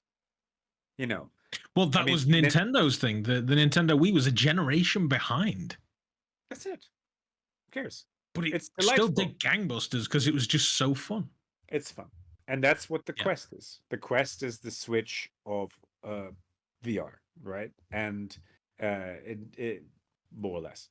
And actually, the Pico is a great headset. I don't know if you've tried the Pico. I love it. Yeah, I love the 4. It's a great headset. I mean, It's honestly, the Pico 4 is superior to a Quest 2. To me, it truly is. It is. Actually, it has a higher resolution screen than the Quest 3. Do you know that? Yes. The wait, the 3? Yeah. Oh, okay. I didn't know that. I mean, I probably should know that, but it has less processing power, but has a massive display. yes. But it's fantastic, and it's so comfortable. You put it on, it's like ooh. It feels like one of those sort of like sleeping masks. Like ooh, it's nice. It's a lovely headset. Anyway, and our game is beautiful in there. So So for anyone who has a Pico 4, always thinks about buying one or whatever, please play it on there. Did they recently reduce the price as well? I was say also currently on sale at £280, I think. Oh, is it? Okay, Pico 4 is, but I think that's a sale. It's a sale. Okay. I think it will go up. Yeah. Okay, cool. Yeah, the Quest is amazing. Quest 2 is cheap as you could possibly ever be at the moment. I'm sure they're clearing stock or something for some new thing. Who knows? I actually don't know. But the Quest 3 is brilliant. It really is a brilliant piece of kit. I love our game on it. I think it is it plays like a dream on it. I love our game on PlayStation VR 2 as well. And this is not the last you've heard, or last device you've heard PlayStation. You've heard C-Smash VRS coming to either. But you have to wait a few more days, and then you will find out potentially. Hint, hint. And it's coming to Playdate. No, but just fucking wind that thing and then hit the ball. But yes, and video games, they're amazing. Yeah, They are. They truly are. I have to put my son into bed. I think I have to do that. Yeah. No, you've given so much of your time already, and we really do appreciate this. We really do. And as you were saying, like a week on Thursday, April 4th, whichever platform you can, please do go out and check out C-Smash VRS, or get it on a PlayStation VR 2. Buy 10. And check out our channels on the 4th of April, because we have a massive surprise in store on the 4th of April. So yeah, first of all, I will. Existing players on PlayStation VR 2 are going to have their leaderboards suddenly invaded by yes, you'll be dipping down, guys. Yeah, there's got to be all these players coming in. So the leaderboards are cross-platform already. We have cross-platform multiplayer on our roadmap, so that will happen at some point. But we're a tiny team combined with the amazing people at Wolf and Wood, who have done most of the heavy lifting on this game. On the dev side, so that's cool, and then of course, Quest players, Pico players, and our audience will just keep growing. We have our amazing collaboration with the Professional Squash Association, with the PSA now, Squash is now an Olympic sport officially, so not in this year's Olympics, but 4 years from now, it will finally be on the world stage. So we are going to be very much dancing and moving along to that rise in popularity, also with paddle and with pickleball in America and all these amazing new racket sports emerging everywhere. It's an exciting time, and I fucking love video games, guys. Let's just keep making more and playing them. Yeah. Good. You keep making them, I'll keep playing them. Because I mean, yes, we're all about C Smash, but the sheer joy I have. I can't say enough great things about that game. I really can't. It is absolutely fantastic. It really is. You've done a fantastic job, and like I say, you keep making them, I'll keep playing them for sure. Yeah. Thank you. I mean, speaking of Playdate, actually, if you want to play games on a system that is purely delightful in a sense, in the Nintendo sense, I really recommend the Playdate as a game system.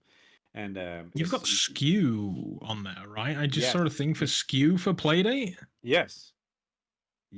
I'm curious. So Skew for Playdate is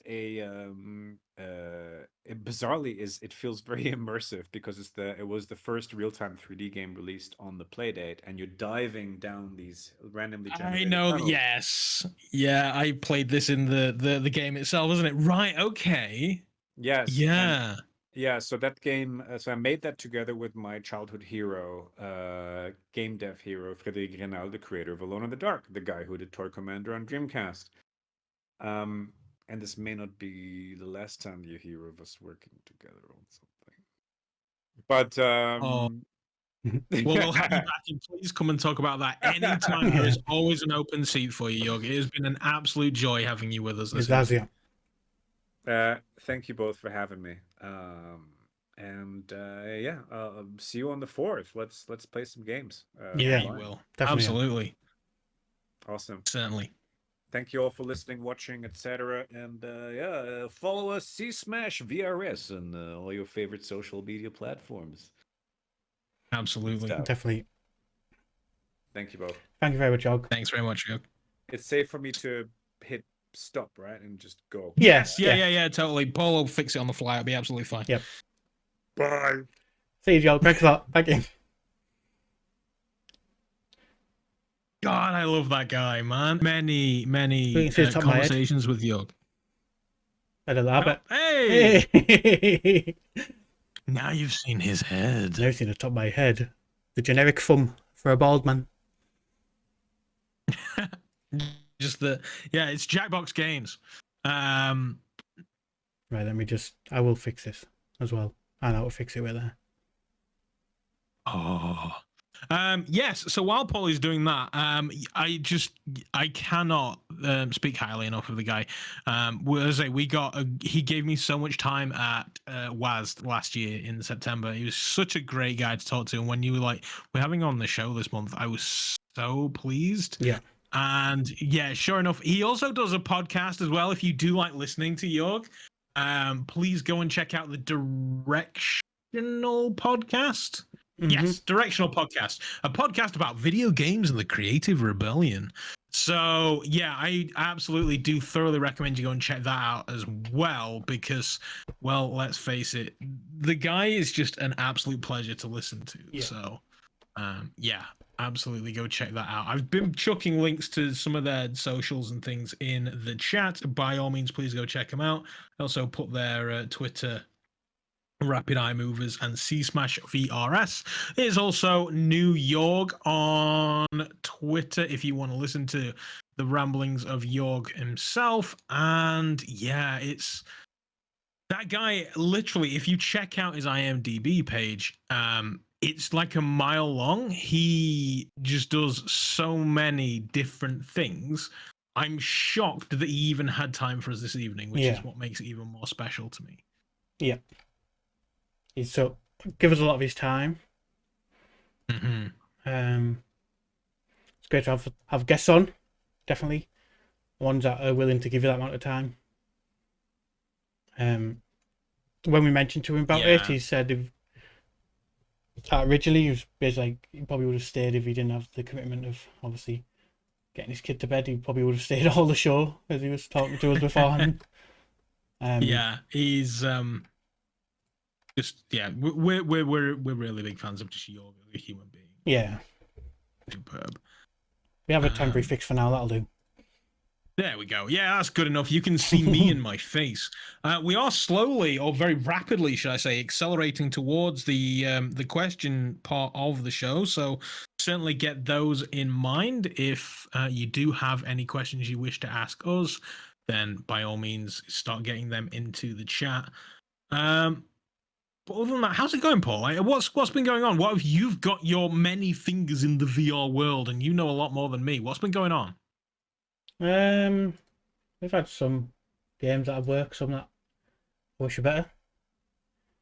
I don't know How is Humanity? I've wanted that game, and I've seen it in many different places. Humanity on the Quest is... I really didn't... My big worry with the Humanity on the Quest was, would it actually work? There's a lot of people. There's a lot of people on the screen at once. Is this really? Yeah, is this really going to work? And because of the minimalist approach, it runs absolutely fine. It looks fine. Lovely. Have they like dialed it down at all, or is it like 100 on PC and it's 100 on the same level on Quest? It's dialed down a little bit. Okay. The amount of people aren't, but they've maybe reduced some of the textures and things to make it so it holds all the people. Sure. Which is, I mean, that's fine. I don't need realistic crowds. Just, make them all in pink t-shirts and green trousers and just make them walk. I don't care. Put effort into the dog, and then that's pretty much it, isn't it, really? You don't need anything else in that game. Yeah, so like once you zoomed out away from it, how you play it most of the time, because you're trying to see everything that's going on, you don't really notice that the textures are lower. It's more when you're zoomed in and you're like, oh yeah, I can see that's maybe a bit dumbed down a bit, but yeah, it looks great, plays great. And it's all about the experience, as we've just spent the last sort of hour and a half of our life saying. The experience is one of the bigger parts of a video game. Yeah, so that's good to know. And again, they're just trying something new. But it's available on all platforms. Steam, PlayStation. It was just waiting for the Quest 1, which is out now. So make sure to check it out. Awesome. Check out the VRrealm.com to read his review now. Yes. Which I carefully about last night. Yeah, I saw on your Discord. Discord is available in the chat below. Yeah, I saw on your Discord that you put the review out, and I was like, oh yeah, that's a thing. I totally want to. I'm shocked I've still never played that game, but it'll come one day. Yeah. Happy Funland. I've heard mostly bad things about this. Get it when it's like a tenner or less. It's got to go on a sale at some point. Yeah. I Perp Games on that one, publishing, I believe. Yeah, I summarized the review as, if it didn't have the humor it had, like, I'm a fan of the type of humor. It was childish adult humor, basically. But if you're not a fan of that, definitely don't buy it because that's all it is. It's like, so drink, drugs, and sex, but in like a Mickey Land type setting. I mean, it's currently £20 on Steam, down 10% at $18.89 right now. Good for another 43 hours. So okay, well that's interesting to know. I'll bop it on a wish list, and then maybe one day. It's got mini golf, which has no physics, and it is actually a big part of the game. Like, you've got at some point you have to put the ball on the mini golf to unlock a door or get a key or get a part of the puzzle that you need. And the physics are like, you can hit a ball and go right at the end where the hole is, and if you just don't go up it, it'll actually could just roll back to the beginning because the ball just constantly will just keep rolling. It's a frustration. The combat's no weight to it at all. I think on the cross button podcast we talked about the PlayStation version, and I think Alex on there summed it up perfectly. Was saying, imagine in real life you're just pretending to waft the feather duster in someone's face. He said that is the level of the combat. You just hold your arm out and slightly move it up and down, and it'll constantly recognise as like a full hard swing type thing. So Yeah. So they put combat in, but there's just nothing to the combat. If it well, like I said in my review, I basically said if it wasn't for the humour, I probably wouldn't have managed to finish it because No. it just didn't offer anything else apart from a really good setting, like a mick take of Disneyland, a abandoned Disneyland, basically. Speaking of a piss take of Disneyland, Jörg actually wrote a book, a graphic novel. I wanted to talk to him about, and I never got a chance. Called Ricky Rouse Has a Gun, and it's just like it's a very dark version of Disneyland by all accounts. I very much want to talk to him about that, but I guess that's for future times. It's not VR related, so I should probably, keep it where it belongs. But oh man, that's like I say, dude has done so many different things. It's insane. Yeah. So yeah, that's just another branch of his genius. For sure. But yeah, there's not really much more. Next month we do have a guest, but it's going to be pre-recorded. Yes. Because of time zones. We asked him could he be free at 8 UK time, and it was about 6 o'clock his time, so in the morning. So like, yeah, that's unfair. Yeah, it was the time zone was a massive thing. Yeah. But we said no, it's fine, we'll accommodate you, so we'll record that and get it. We'll still be here live, but you will be watching a video of a pre-recorded. Yeah, so I've at the beginning we'll talk, and then we'll transition over to the recording. We'll be in the chat. Yeah. But and then depending on how long that chat goes, we'll either maybe just dip into a chat after the fact, or we'll have to see how that goes. And I'll figure what's going on with those transactions in that meantime, because I'm sure I've only got it set to do that intro when I go from the intro to the main thing. But when I switch back to this one from the guest one, it played the whole intro again, and I don't know why. And it did it at one point while we were talking to Jörg, because I was going to try and check. I definitely had it set as to fade over to this one, and the right click registered as I clicked on it, and it started playing the intro again. I was like, oh no, they're talking. He's talking. It was near the end, at least. It wasn't randomly midway through, but I think you hear the microphones over it anyway, so makes no. Just have the music. Hopefully, yeah. Should be easy to edit out for the audio version. For our audio listeners, you will have no idea what happened. Mm-hmm. Lucky you. We do have a couple of questions though. We'll hit these questions. Want to jump into them? Yeah. So we've got the first one. If you had a chance to play one VR game in zero gravity, which one? I mean, surely Lone Echo is the one, no? Yeah. I do have one game that I've purchased in a sale and I've just never gotten around to it. Which I'm gonna look up what it is. It looked like Michael B. Jordan in a wheelchair in it. Gravitational. Yeah. Yeah. I don't know what that's about, but that could potentially be pretty dope in Zero G, I guess. What was it called? Downward Spiral? That's what it was called. Downward Spiral. Yeah. That's that was a thing. Spacey one. Detached was a good space one. Detached was a good space one, and Adrift. I loved Adrift back in the early days. Yeah. Don't know if it still holds up now, or if it even still works, but yeah, loved me some Adrift. I just think any space game where you're not restricted to a ship and you're moving around.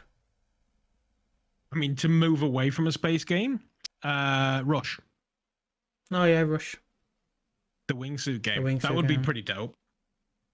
But I guess you won't, like, the whole point of Rush is that you've got the rush of air coming at you, and in Zero G you wouldn't have that. Yeah. I'm gonna lean towards, once again, like Lone Echo. That's such a lovely visual experience, and then to actually be weightless. Yeah.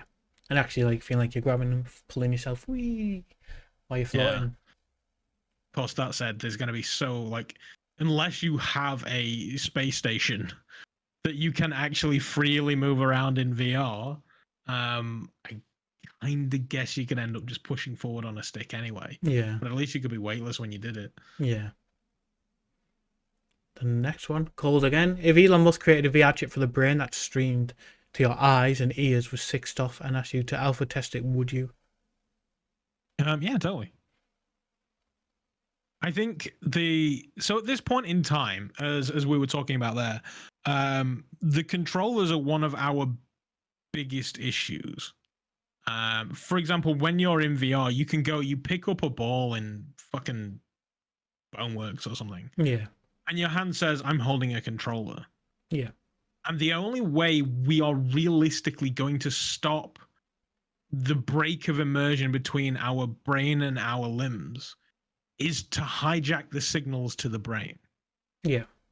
So then we can tell the signal in our arm that reports back to the brain, you're holding a ball. Yeah. When in reality, you're not. And I think that's the only way we're going to do it. So if Elon, knocks up a thing that's going to allow me to trick my brain in that way, it's just going to add to the immersion.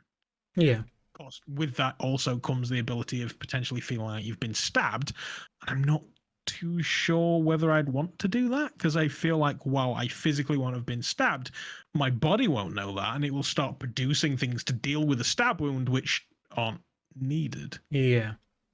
Like adrenaline and shit. One thing I would like to try is that haptic suit that actually gives you pain. Is it an Orwell or something? Is horrible. I just want to properly horrible. I would just love to try it from a science side. I'd love to try Mike's rig. Yeah, with a paintball gun. When he gets shot, he gets shot. Yeah. Yeah, I think he butchered a B haptics vest for that. And while he couldn't aim the gun, it's still very much, like I thought I was just pure genius when he told me about it. I was like, oh mate, I cannot wait to see that video. Yeah. What about you though, Musky man? Would you do the Musk brain chip? I don't. I'd like to. I'd like to say yeah, but I just like to think. It's Elon Musk. Like, but I mean, everything's Elon Musk these days. Like PayPal, you'll use PayPal, right? I know, but he made he made a car with windows that apparently can withstand any damage, and he goes to demo it, and there's his first view of it, and he manages to crack all the windows. Yeah, but the windows, I didn't think the windows was supposed to be overly. They were meant to withstand that well without even cracking, and that's the first thing of that. So imagine putting an alpha thing like that in your brain, and it just. When? I mean, it just depends on who he's stealing the technology off of, really, doesn't it? If it was like proven tech and it was like you can buy this now, I'd probably be like, oh, that's good. Yeah, I'll do that now. I mean, look at that paraplegic who's like, I've got Neuralink and it allows me to actually do shit I couldn't do before, and it's life changing. Like, I mean, he's already testing it for us anyway, so it's fine. Yeah. I guess I would be more motivated if I was in that situation. When I have functional limbs, maybe I'm like, do you know what? Just give it a few years. He's never gonna put that crap in my brain anyway. It's fine. Yeah. Question for 13. Or a movie. Is a book or a movie you would want made into VR? I mean, Ready Player One. Sorry, that's a really boring or that's to be fair, yeah. I really wouldn't want. I mean, it's just VR chat. That's what that is. Yeah, book or a movie. So, yes, I suppose. There are many a film that I would love to be in VR. Tron? Where's something in Tron? Yeah, no. In the early days, VR has only ever really made me sick twice in my life, and Tron Bikes was one of them. It was just really, really bad. Like I think I actually turned it off and did a little bit of sick in my bin. It was quite bad. Now, that could be down to the fact that I was doing it on a DK2. Maybe the system wasn't good enough. I don't know, but I didn't realize sim sickness was a thing at that time, and I thought I was just unwell. But yes, from bikes, no, thank you, not for me. Well, I mean, I guess maybe now it would be. I've played Wipeout at plenty, so maybe I could totally deal with it. But then again, it just seems kind of boring. Yeah. To me at least, you're just basically playing Snake against other people. True. So in my life, in my childhood, there are a few key franchises that really have sort of hit me and stuck with me. Ghostbusters is one of them, which is probably why I still to this day haven't and probably never will touch the End Dreams Ghostbusters. I'm supremely confident that End Dreams very much didn't have a great deal to do with that game. I think technologically wise, it's all very much exactly as it should be, and just the storyline and the setting is not. Yeah. So because it's not the Ghostbusters that I want, I just don't. I can't bring myself to playing that. But I would love Ghostbusters, but good. And Ninja Turtles. That was another franchise that very much big part of my childhood that I really kind of dug. Yeah. So, yeah, I'm gonna say Ninja Turtles. Then that was a movie, right? I'm There gonna was. stick with Ninja Yeah, Turtles. there was a movie of Ninja Ninja Turtles, not Ninja Turtles. Oh, please tell me that there's a porn title called Teenage Ninja Turtles. As long as they've not got the mutant in there. I mean, paint them green. Fuck it, I don't mind. I've gone down a rabbit hole mentally now. Jörg led me down a mental rabbit hole, just talking about the fucking Michael Jackson, and I was like, oh my god. Yeah. Yeah. So sorry, movie. Yeah, I shit all over your thing, Tron. Like, I think it could be good. I'm trying to think of like my favorite movies and would they make good games, but I don't think you want a game of like American History X.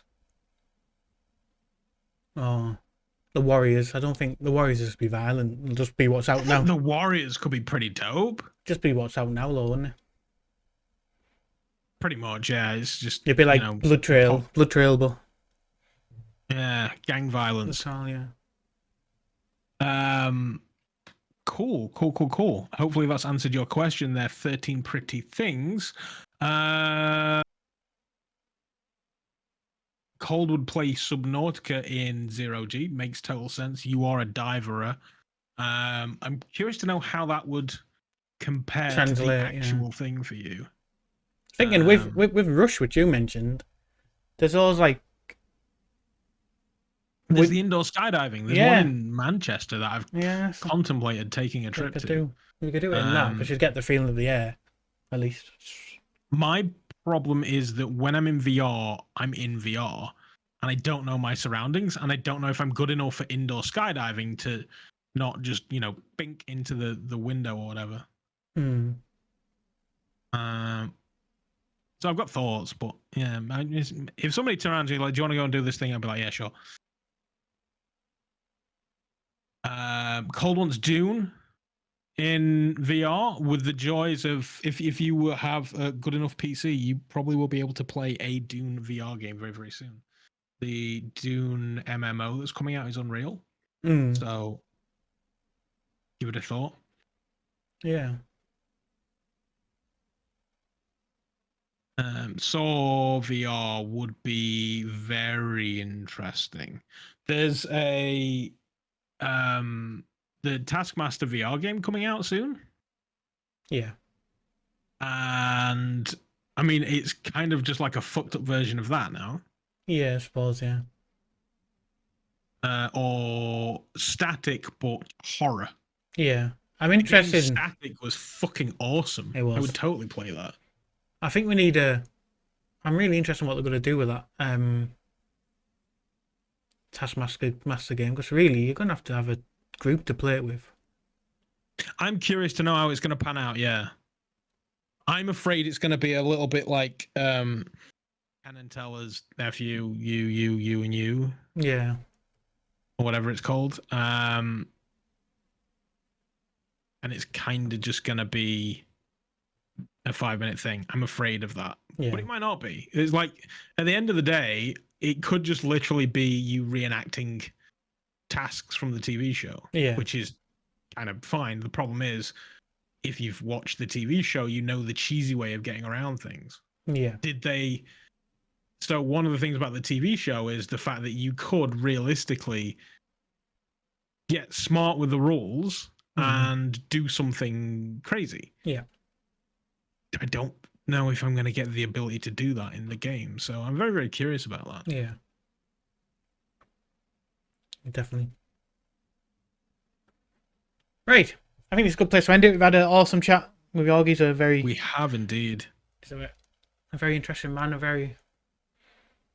He takes you on a trip every now and then, but in a good way. He truly Yeah. Yeah, he really does. I hope I get to see more of him this year. I don't know whether he's going to be at WASD or anything like that. I meant to ask him. I don't think he's at this WAS. By the sounds of things, not so much. Yeah. It clashes with another thing he's going to. Someone asked him the other day on Twitter, I think. All right, and I missed him at EGX. I went to the booth at EGX because I just got back from freaking Poland. So I missed all of Thursday, Friday, and half of Saturday. And then when I got there, he wasn't there. And then I went back on the Sunday, and he'd had to go to a wedding or something. So I never got to see him at EGX, sadly. But yeah, hopefully you just get to spend more time with him. And like I say, check him out. Check out the C Smash coming on April 4th. Yes. To a portable headset near you, both Meta and on Pico. I was surprised about the Pico, pleased about the Pico. Yeah. Kind of want to try the Pico. I might buy it. Definitely.